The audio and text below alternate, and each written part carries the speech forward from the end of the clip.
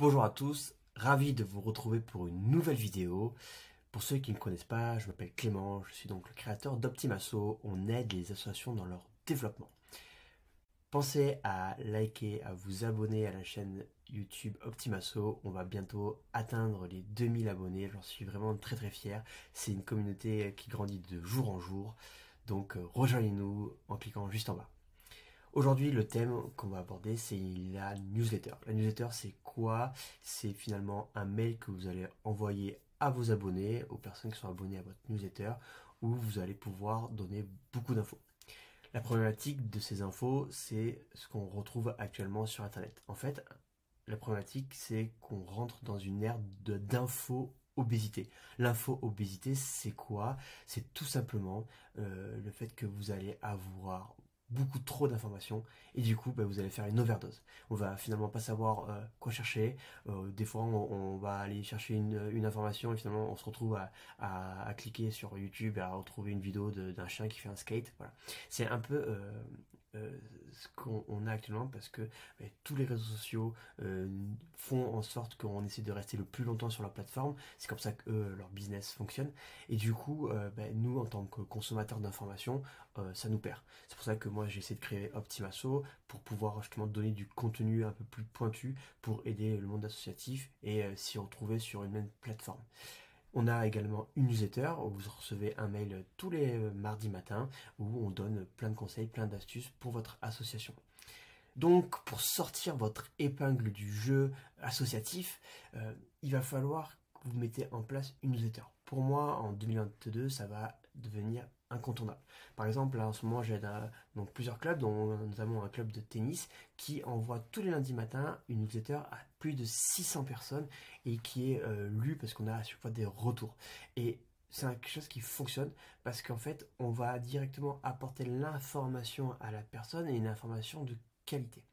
Quel va donc être votre objectif quand vous allez créer cette newsletter?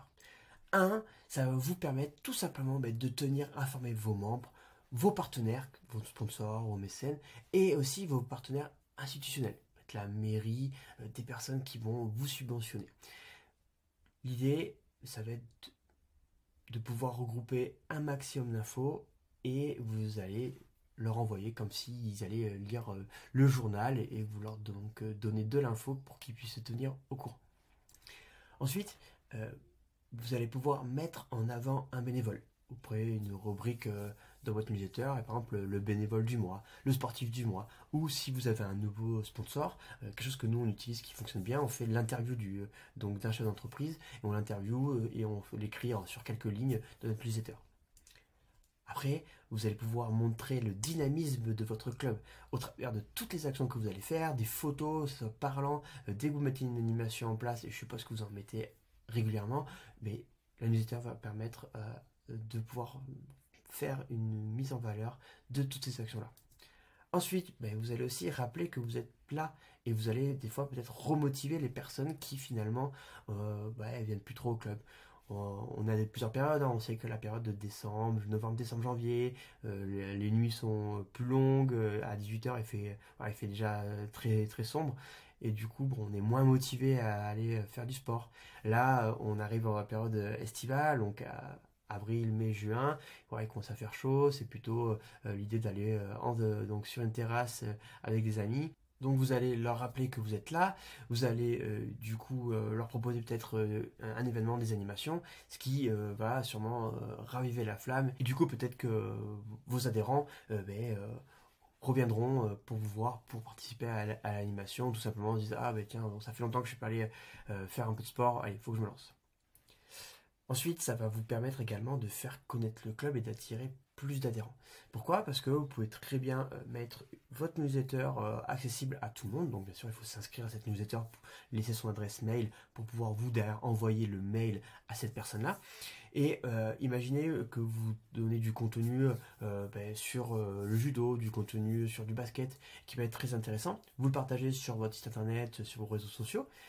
Certaines personnes qui vont pouvoir être intéressées vont s'abonner sans être finalement adhérents et donc ils vont voir un peu tout ce qui se passe dans votre association, dans votre club, et ça peut peut-être donner envie de venir dans votre club. Des fois, on a beaucoup de concurrence. Dans une même ville, il y a peut-être plusieurs clubs qui proposent les mêmes prestations.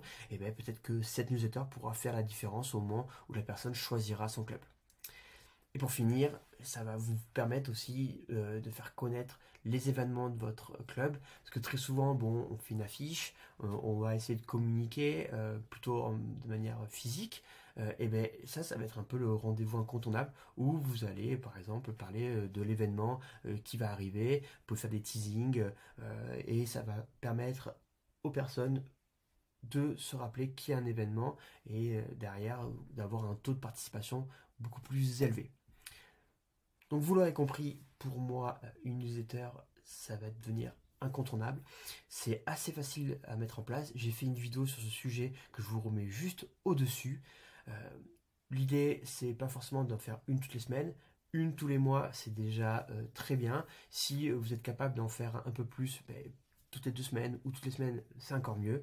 L'idée, c'est que ça soit quelque chose quand même de léger, qu'on vienne prendre l'information, comme si je lisais un peu un journal finalement, où je vais lire les gros titres, et ce qui m'intéresse, je vais lire un peu plus profondément. C'était Clément d'Optimasso. Je vous invite vraiment à liker, à commenter, à partager. Abonnez-vous à la chaîne, inscrivez-vous à la newsletter, le lien est dans la description. Je vous souhaite à tous une très bonne journée et je vous dis à très bientôt pour une nouvelle vidéo.